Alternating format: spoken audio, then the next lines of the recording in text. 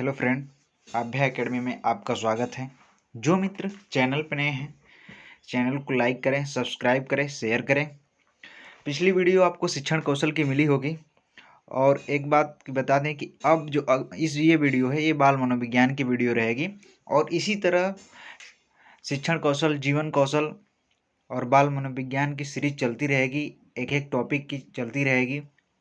क्योंकि डेली हमको समय नहीं मिल पाता है कि आप लोग के बीच हम वीडियो लाएं, तो समय निकाल के हम वीडियो बनाते हैं, इसके बाद अपलोड करते हैं। तो इन सब बातों में हम समय ना व्यर्थ करते हुए चलते हैं अपने टॉपिक पे। और हमारा ये चैनल है अभ्या एकेडमी, इसे आप लोग देख लीजिए, इसे जाइए और सब्सक्राइब कर लीजिए। चलते हैं, देखते हैं। जो बाल विकास में हमारी पहली टॉपिक है व्यक्तिक विभिन्नता, उसको लिए हुए हैं और टॉपिक वाइज आपको हम रिवीजन कराएंगे। और हमारा ये प्रयास रहेगा कि आने वाले समय में जब ये सुपर टेट की परीक्षा हो तो वहाँ से आपका प्रश्न कोई मिस ना हो, उसको ध्यान में रखते हुए हम आपकी तैयारी करा रहे हैं। चलते हैं, देखते हैं। वैयक्तिक विभिन्नता, इसे ध्यान से देख लीजिए। इसे कुछ कोटेशन है जो कि बहुत ही महत्वपूर्ण और मोस्ट इम्पॉर्टेंट है। लिखा हुआ है कि व्यक्तिक विभिन्नताओं से हमारा तात्पर्य व्यक्तित्व के उन सभी पहलुओं से है जिसका माप किया जा सकता है। जो ये कोटेशन है, ये स्किनर महोदय की है कि व्यक्तिगत विभिन्नताओं से हमारा तात्पर्य है कि व्यक्तित्व के उन सभी पहलुओं से है जिसका माप किया जा सकता है। ये स्किनर महोदय का कोटेशन रहा।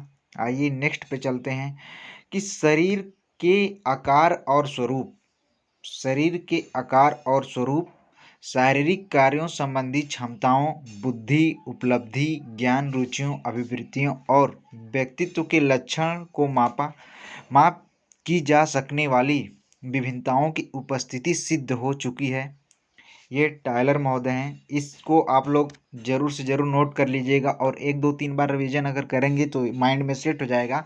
जब आप परीक्षा हॉल में बैठेंगे तो ऑटोमेटिक आपको ये चीज़ें याद आ जाएगी। तो शरीर के आकार और स्वरूप शारीरिक कार्यों संबंधी क्षमताओं, बुद्धि, उपलब्धि, ज्ञान, रुचियों, अभिवृत्ति और व्यक्तित्व के लक्षण को में माप की जा सकने वाली विभिन्नताओं की उपस्थिति सिद्ध हो चुकी है।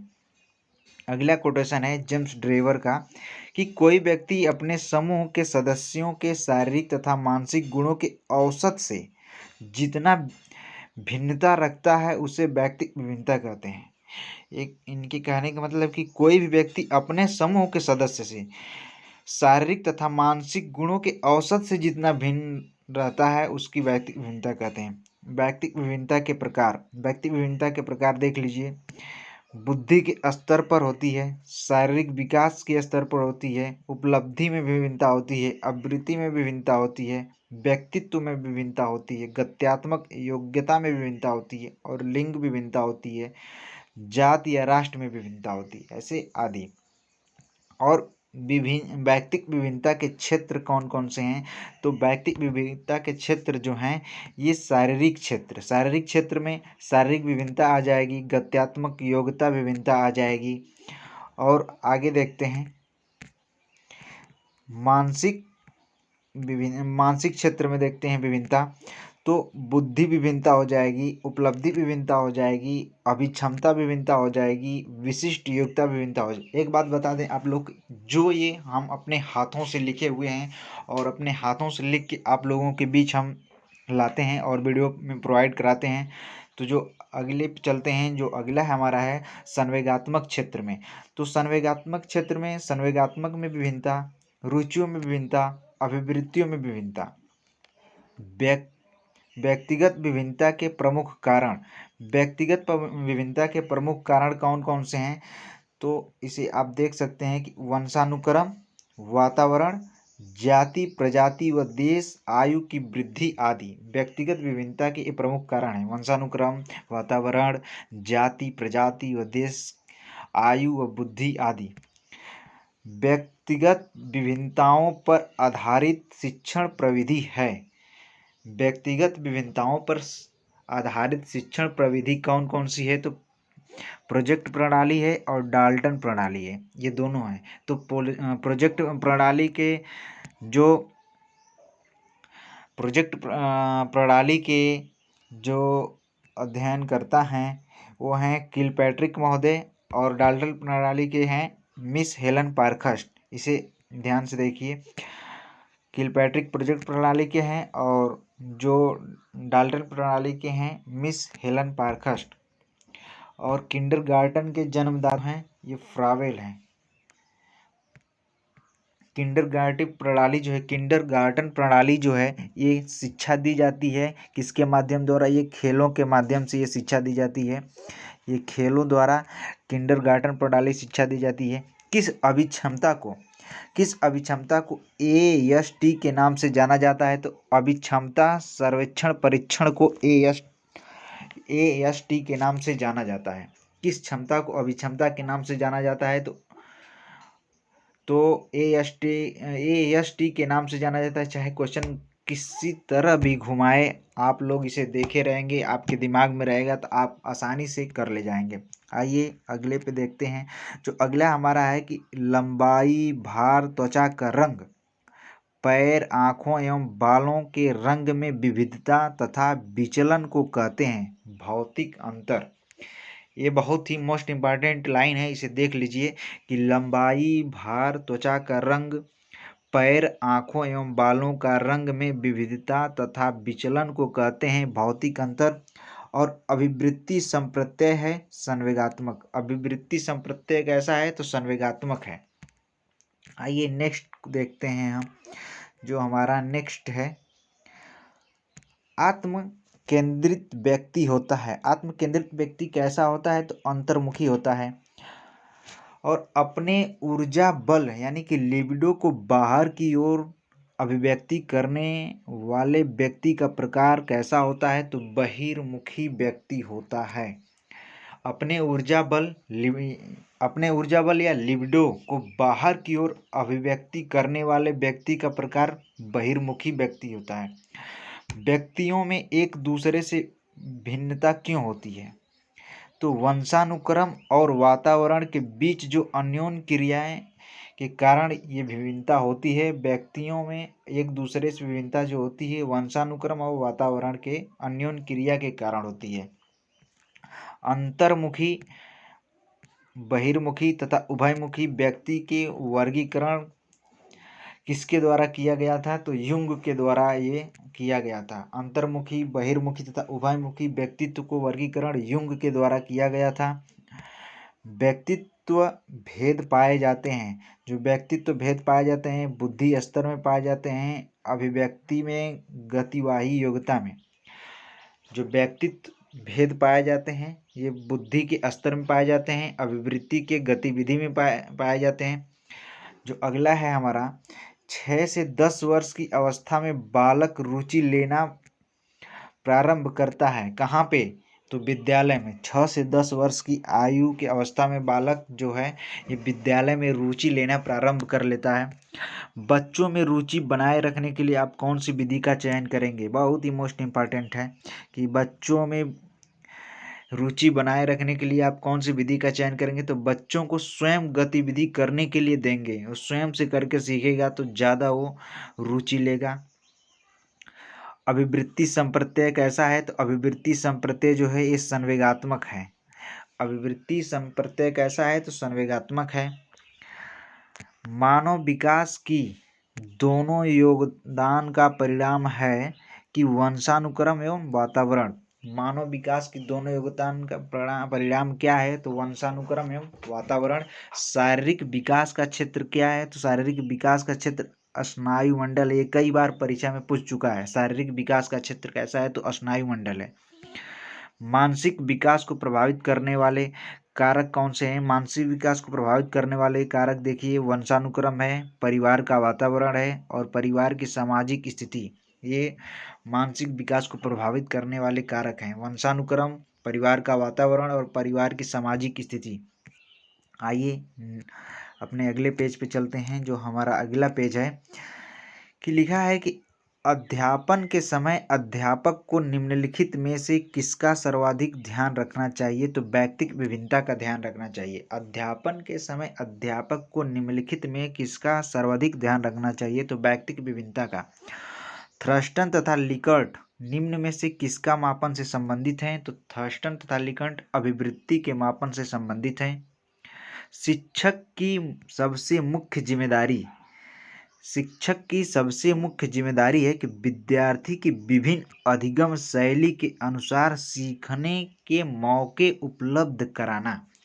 शिक्षक की सबसे मुख्य जिम्मेदारी क्या है? तो विद्यार्थी की विभिन्न अधिगम शैली के अनुसार सीखने के मौके उपलब्ध कराना। भारत में अधिकांश कक्षा बहुभाषी होती है। इसे शिक्षक द्वारा फिर डैश डैश के रूप में देखना चाहिए, तो संसाधन के रूप में देखना चाहिए। एक बार इसे फिर देख लीजिए। भारत में अधिकांश कक्षा बहुभाषी, इसे शिक्षक के द्वारा किस रूप में देखना चाहिए? तो इसे संसाधन के रूप में देखना चाहिए। आइए देखते हैं अगली लाइन कि एक अध्यापक किसी भी समूह या समुदाय आधारित व्यक्तिगत विभिन्नता को समझ सकता है। कैसे समझ सकता है? भाषा एवं अभिव्यक्ति के आधार पर। एक अध्यापक किसी भी समूह समुदाय आधारित व्यक्तिगत विभिन्नता को समझ सकता है, भाषा एवं व्यक्ति के आधार पर ही समझ सकता है। जो अगली लाइन है हमारी कि व्यक्तिगत विभिन्नता से संबंधित प्रत्यय या कंसेप्शन सर्वप्रथम किस मनोवैज्ञानिक ने कार्य किया? तो गाल्टन ने। व्यक्तिगत विभिन्नता से संबंधित प्रत्यय पर सर्वप्रथम गाल्टन महोदय ने कार्य किया है। बालकों की अभिवृत्ति के निर्धारण में डैश डैश तत्वों की भूमिका है, परिवार की, समाज की, समुदाय की। मतलब कहने का मतलब है कि बालकों की अभिवृत्ति के निर्धारण में किस तत्वों की भूमिका है? तो परिवार की भूमिका है, समाज और समुदाय की भूमिका होती है। जो अगला है कि स्वतः व्यक्ति योग्यता की विभिन्नताओं की बजाय व्यक्तित्व की विभिन्नताओं के संदर्भ में यह अधिक प्रभावित होता है। ये टायलर महोदय का कोटेशन है कि संभवतः व्यक्ति योग्यता की विभिन्नताओं की बजाय व्यक्तित्व की विभिन्नताओं के संदर्भ में अधिक प्रभावित होता है। बहुत ही बेहतरीन कोटेशन है इनका कि संभवतः व्यक्ति योग्यता की विभिन्नताओं के बजाय व्यक्तित्व की विभिन्नता के संदर्भ में अधिक प्रभावित होता है। ये टायलर महोदय की, ये कई बार सीटेट की एग्जामों में पूछ चुका है और टेट के एग्जामों में पूछ चुका है। तो व्यक्तिक विभिन्नता को जानने की विधियां, जो व्यक्तिक विविधता को जानने की बुद्धि परीक्षण हुआ, उपलब्धि परीक्षण हुआ, अभिरुचि परीक्षण हुआ। ये तीनों विधियां हैं। व्यक्तिक विभिन्नता को जानने की 3 प्रकार की विधियां हैं: बुद्धि परीक्षण, उपलब्धि परीक्षण, अभिरुचि परीक्षण। तो व्यक्तित्व की अस्थायी समायोजन है, जो व्यक्ति का अस्थायी समायोजन प्राकृतिक के साथ, जीवन के साथ और पर्यावरण के साथ, ये तीनों प्रकार के साथ जो व्यक्ति का अस्थायी समायोजन होता है कि पर्यावरण के साथ, जीवन के साथ और प्राकृतिक के साथ। चलते हैं अपने अगली लाइन पे, देखते हैं। लिखा है कि मानसिक स्वास्थ्य और डैश डैश से घनिष्ठ संबंध है। किससे संबंध है? तो समायोजन से संबंध है। मानसिक स्वास्थ्य से में घनिष्ठ संबंध है समायोजन। मानसिक स्वास्थ्य के नियमों को खोजने और उन्हें बनाए रखने का अध्ययन का केंद्र हेडफील्ड। मानसिक स्वास्थ्य के नियमों को खोजने और उन्हें बनाए रखने का अध्ययन का केंद्र बिंदु है हेडफील्ड। बच्चों के बुद्धि के अनुरूप उनकी रुचियां कैसी हो जाती हैं? तो बहुमुखी हो जाती हैं। प्रौढ़ शिक्षा के लिए आयु वर्ग निर्धारित होना चाहिए 15 से 35 वर्ष। राष्ट्रीय साक्षरता मिशन देन है राष्ट्रीय शिक्षा नीति की। राष्ट्रीय साक्षरता मिशन किसकी देन है? राष्ट्रीय शिक्षा नीति की देन है।